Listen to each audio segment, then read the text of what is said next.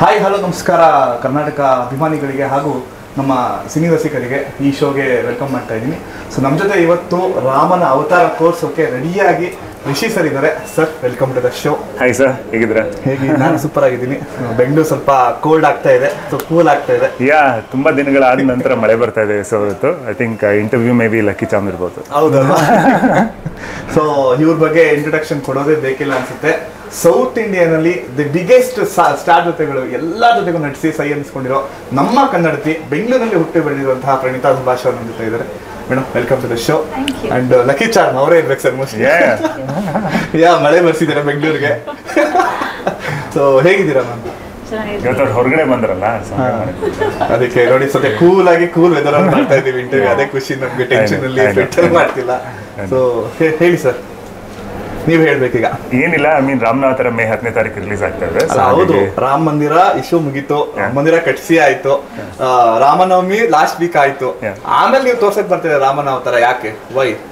ಇಲ್ಲ, ಆಕ್ಚುಲಿ ರಾಮನವಮಿ ಟೈಮಲ್ಲೇ ರಿಲೀಸ್ ಮಾಡೋಣ ಅಂತ ಅನ್ಕೊಂಡ್ವಿ, ಬಟ್ ಎಲೆಕ್ಷನ್ಸ್ ಎಲ್ಲ ಇತ್ತಲ್ಲ, ಸೊ ಹಾಗಾಗಿ ಕ್ಲಾಶ್ ಆಗುತ್ತೆ ಅಂತ ಹೇಳಿ ಇದು ಸರಿಯಾದಂಥ ಸಮಯ, ಎಲೆಕ್ಷನ್ಸ್ ಮುಗಿದ ನಂತರ ಬರೋಣ ಅಂತ ಹೇಳಿ ಈ ಟೈಮಲ್ಲಿ ಬರ್ತಾ ಇದ್ವಿ. ಬಟ್ ರಾಮನವಮಿಗೆ ನಾವು ಒಂದು ಹಾಡನ್ನ ಕೂಡ ಬಿಟ್ಟಿದ್ವಿ.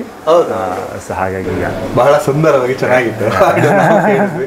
ಅಂಡ್ ಮೇಡಮ್, ನಿಮಗೆ ಕಂಗ್ರ್ಯಾಚುಲೇಷನ್ಸ್. ಸೊ ಅಂದರೆ ನಿಮ್ಮಂಥ ಆ್ಯಕ್ಟರ್ಸು, ಸೊ ಆದರೆ ಕನ್ನಡಕ್ಕೆ ಇರೋದು ನಮ್ಮ ಪುಣ್ಯ ಅಂತ ಹೇಳ್ಬೋದು.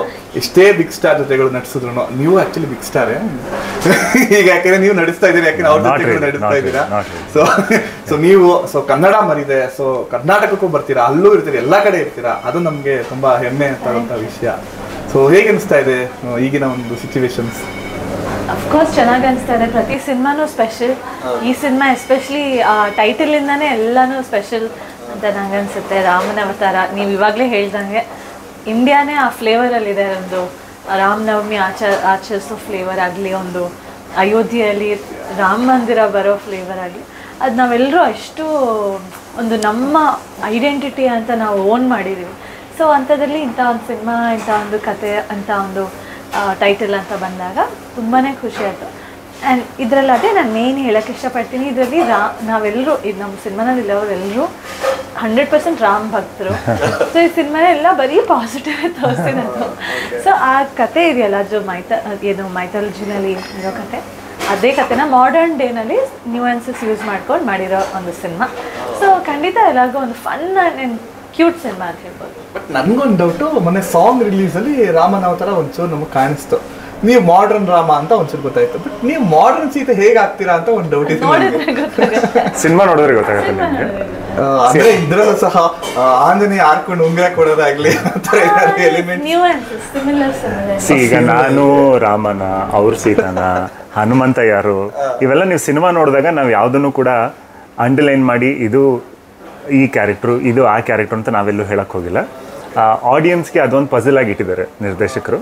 ಹನುಮಂತ ಯಾರು, ಲಕ್ಷ್ಮಣ ಯಾರು, ಇವನ್ನೆಲ್ಲ ನೀವು ಸಿನಿಮಾ ನೋಡ್ತಾ ನೀವೇ ಗ್ರಹಿಸ್ಕೊಳ್ಬೋದು. ಶೂರ್ಪಣಖಿ ಯಾರು, ಬಂಗಾರ ಜಿಂಕೆಯಲ್ಲಿ, ಇವನ್ನೆಲ್ಲ ನೀವು ಗುರ್ತಿಡ್ತಾ ಹೋಗ್ಬೋದು.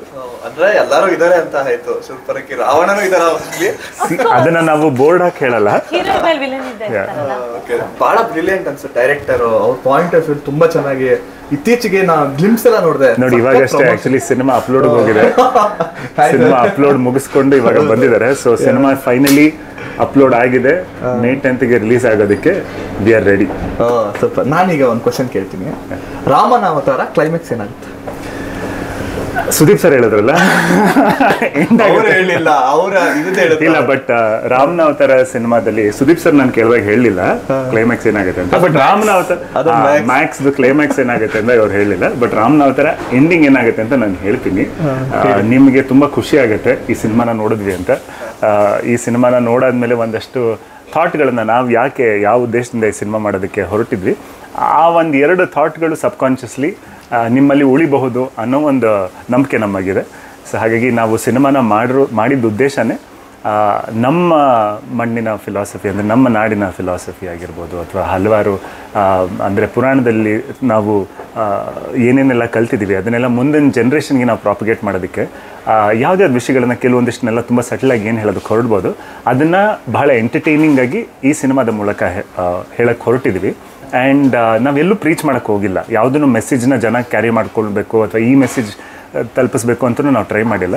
ಬಟ್ ಎಲ್ಲೋ ಒಂದು ಕಡೆ ಒಂದು ಚಿಕ್ಕದಾಗಿ ಒಂದು ಅಂಡರ್ ಕರೆಂಟ್ ಆಗಿ ಅಥವಾ ಒಂದು ಸಟಲ್ ಲೇಯರ್ ಆಗಿ ಒಂದು ಬೀಜ ಇಟ್ಟಿದ್ದೀವಿ ಅಷ್ಟೇ. ರಾಮಾಯಣ ಚಿಕ್ಕ ಬಂದು ಹೋಗೋ ಥರ ಅಷ್ಟೇ.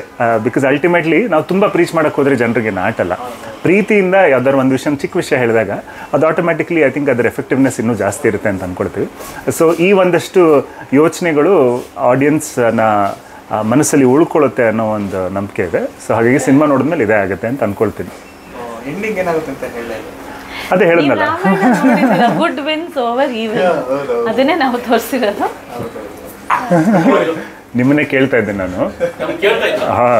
ಅವಾಗೆಲ್ಲ ಕಾಣಲಿಲ್ಲ. ಯಾ ಶರ್ ಬನ್ನಿ. ಮಾಡ್ರನ್ ಸೀತೆ ಅವ್ರನ್ನ ಈಗ ಒಂದು ಕೆಲವೊಂದು ನೋಡೋಣ, ಬಿಡ್ಸೋಣ ಬಾಯಿ ಟ್ರೈ ಮಾಡೋಣ. ಸೊ ಮೇ ಬಿ ನೀವು ಇದುವರೆಗೂ ಮಾಡ್ತಿರೋಂಥ ಪಾತ್ರ ಅಂತ ಅನಿಸ್ತಿದೆ ನನಗೆ ಯಾಕೋ. ಯಾಕಂದ್ರೆ ಸೆಟಲ್ಡ್ ಪಾತ್ರ, ಗ್ಲಾಮರಸ್ ಪಾತ್ರ, ಎಮೋಷನಲ್ ಪಾತ್ರ, ಎಲ್ಲ ಥರನೂ ಮಾಡ್ತಿದ್ದಾರೆ. ಅವ್ರು ಅದನ್ನ ರಿಯಲ್ ಲೈಫಲ್ಲಿ ಪ್ಲೇ ಮಾಡ್ತಾ ಇದ್ರು, ಈಗ ಸ್ಕ್ರೀನ್ ನಲ್ಲಿ ಪ್ಲೇ ಮಾಡ್ತಾ ಇದ್ದಾರೆ ಅಷ್ಟೇ. ಹೌದಾ? ಸೊ ಇದೊಂದು ಅಂದ್ರೆ ಯಾವ ಥರ ಅಂದ್ರೆ ಇದು ಏನೋ ವರ್ಲ್ಡ್ ಅದೇನೋ ತಂಗೆ ಬರ್ತಾ ಇದೆ, ಟ್ರೆಡಿಷನಲ್ ಪಾತ್ರ ಇದು. ಮೇ ಬಿ ತುಂಬಾ ಟ್ರೆಡಿಷನಲ್, ಓವರ್ ಟ್ರೆಡಿಷನಲ್ಲು ಆ ಥರ ಇರುತ್ತೆ, ಆದರೆ ಮಾಡರ್ನ್ ಆಗಿರುತ್ತೆ ನಾನು ಅನ್ಕೊಂಡಿರೋದು. ಅದು ವ್ಯಾಲ್ಯೂಸ್ ಅಲ್ಲಿ traditional, but modern day cinema ಆದ್ರಿಂದ ಅವಳು ಇವತ್ತಿನ ಹುಡುಗಿರು ಹೆಂಗಿರ್ತಾರೆ ಆ ಥರ ತೋರಿಸಿದ್ದಾರೆ. ಓಕೆ.